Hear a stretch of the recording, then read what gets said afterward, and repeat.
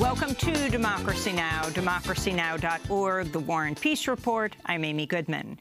Former FBI Director James Comey will tell a Senate panel today that President Trump repeatedly demanded his loyalty and pressured Comey to end a probe into former National Security Advisor General Michael Flynn.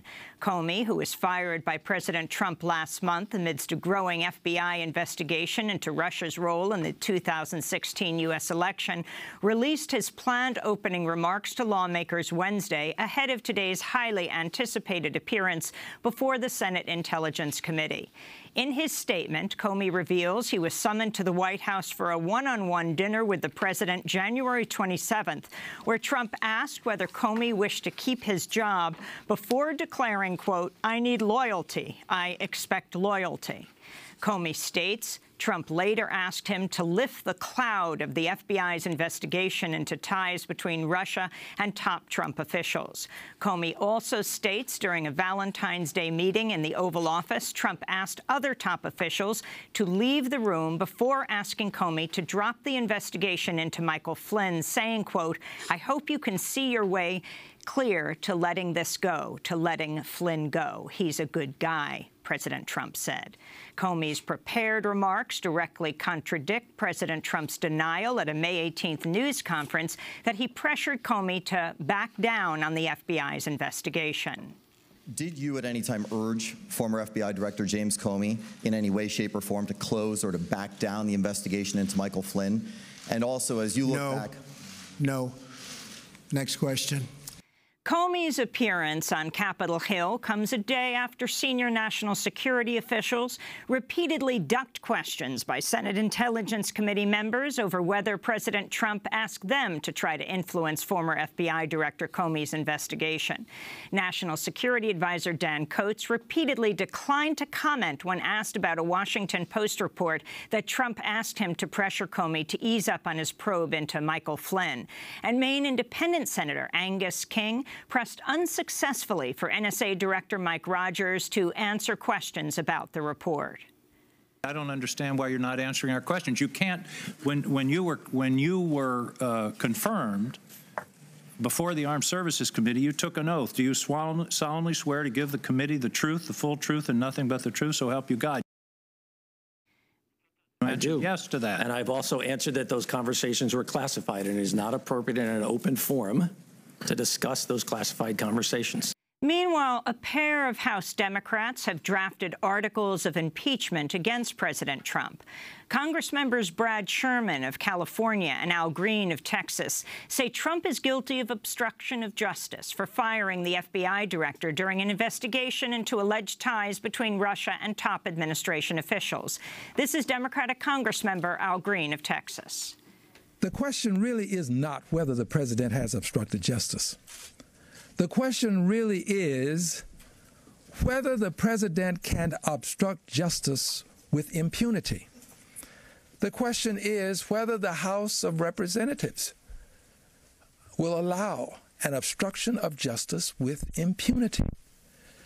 The president, like all others, is not above the law. Congressmember Brad Sherman said he joined Congressman Green's call for impeachment in part because his colleague, who's African-American, received a deluge of death threats and racist slurs after he called for Trump's impeachment from the House floor last month. President Trump Thursday formally announced that he will name Christopher Rae to replace James Comey as FBI director. Rae served as Assistant Attorney General under George W. Bush from 2003 to 2005, at a time when the Justice Department's Office of Legal Counsel signed off on the use of torture against detainees in CIA and military custody. In a statement, ACLU political director Faiz Shakir questioned whether Rae could lead the FBI independently and said, quote, "Given that Rae touts his deep involvement in the Bush administration's response to the 9/11 attacks, which includes his connections to some of the most unlawful legal memos on Bush-era torture programs, the Senate should press Rae to come clean about his role in the programs."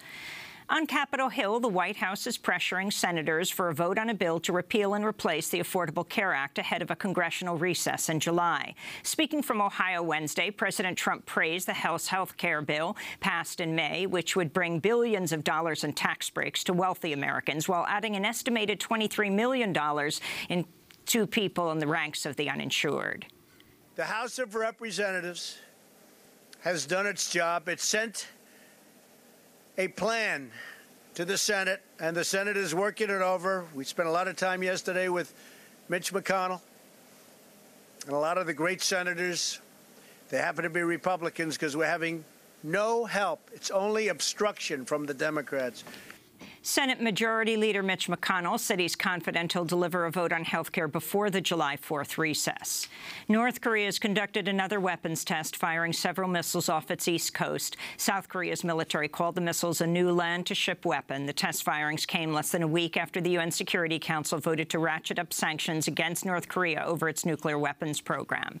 In Nigeria, fighters with the Boko Haram movement launched an assault on the city of Maiduguri on Thursday, sending thousands of residents fleeing in panic. One eyewitness said 3 children were struck by bullets during the failed assault. The raid came 6 months after Nigeria's president claimed the militant group had been largely defeated.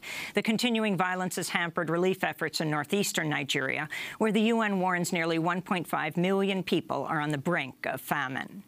In climate news, a new study predicts coastal U.S. cities will be deluged by frequent and massive floods unless greenhouse gas emissions are slashed dramatically. Researchers at Princeton and Rutgers University estimate that so-called once-in-a-century floods could become commonplace by 2050, with the risk of major flooding events increasing 40-fold. In the United Kingdom, polls are open today in an election that pits Conservative Prime Minister Theresa May against a resurgent Labour Party led by anti-austerity and anti-war candidate Jeremy Corbyn. On the final day of campaigning, May told voters she's the only candidate to lead Britain out of the European Union, the so-called Brexit. The question is, who do you trust to have the strong and stable leadership to get the best deal for Britain in Europe? Because Brexit matters. So yes, we need to get the Brexit deal right. Bring back that control of our money, our laws and our borders. Labour leader Jeremy Corbyn spent Wednesday making a final push for his party's platform of taxing the wealthiest 5% of Britons to pay for universal health care, free university tuition, free childcare, expanded workers' rights and other programs.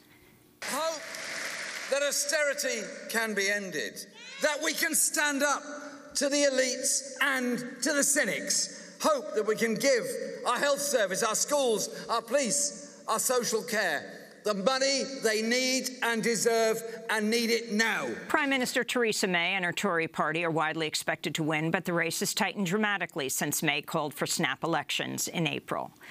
A federal grand jury here in the United States has indicted a journalist from New Mexico on charges he participated in a riot while he covered protests against Donald Trump on Inauguration Day in Washington, D.C.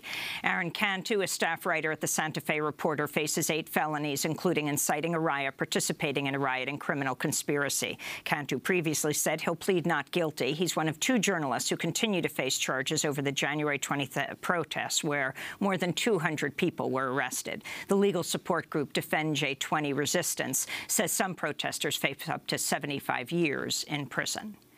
In Montana, the Republican Congressmember-elect Greg Gianforte has apologized and will donate $50,000 to the Committee to Protect Journalists after he was accused of body-slamming a Guardian reporter the day before he was elected to Congress last month. On May 24th, Gianforte slammed reporter Ben Jacobs to the floor and repeatedly punched him after Jacobs tried to ask about the Republican health care plan. Gianforte still faces a misdemeanor assault charge, which carries a maximum 6-month jail term. In St. Paul, Minnesota, a police use of force expert said from the witness stand Wednesday there was absolutely no reason for Officer Geronimo Yanez to open fire on Philando Castile during a traffic stop last year, as Yanez's trial on manslaughter charges entered its 3rd day of testimony. Prosecutors opened the trial by playing a police dash cam video of Castile's killing. It shows Officer Yanez opening fire on Castile 7 times. A medical medical expert testified Castile was struck with 5 of the rounds, including 2 which pierced his heart. Castile's death was live-streamed on Facebook by his girlfriend, Diamond Reynolds, in an extraordinary video in which she narrated the aftermath of the shooting while she was still in the car, with Officer Yanez pointing a gun at her and her 4-year-old daughter. In North Miami, Florida, the family of Arnaldo Rios, a highly autistic man who was shot at by police, has filed suit in federal court claiming officers endangered his life, interrogated him without a caretaker present, and handcuffed him for hours after shooting his behavioral therapist in the leg. Video of the incident shows Charles Kinsey, an unarmed African-American therapist, lying on his back when he was shot by North Miami police, who were aiming at Rios. At the time of the shooting, Kinsey was helping to calm Rios, who'd wandered away from his group home. In the video, Kinsey is seen lying on his back with his hands in the air, telling police all he has is a toy truck, a toy truck. And the Black Lives Matter movement has won the 2017 Sydney Peace Foundation Prize. The award cites leaders Patrisse Cullors, Alicia Garcia, and Opal Tometi, who began organizing under the hashtag Black Lives Matter campaign in 2013, when White Neighborhood Watch vigilante George Zimmerman was acquitted in Florida of murdering unarmed African-American teenager Trayvon Martin. Past winners of the Sydney Peace Foundation Prize include former Irish President Mary Robinson, South Africa's Archbishop Desmond Tutu, and renowned activist Noam Chomsky. And those are some of the headlines. This is Democracy Now!, democracynow.org, The War and Peace Report. I'm Amy Goodman. And I'm Juan Gonzalez. Welcome to all of our listeners and viewers around the country and around the world.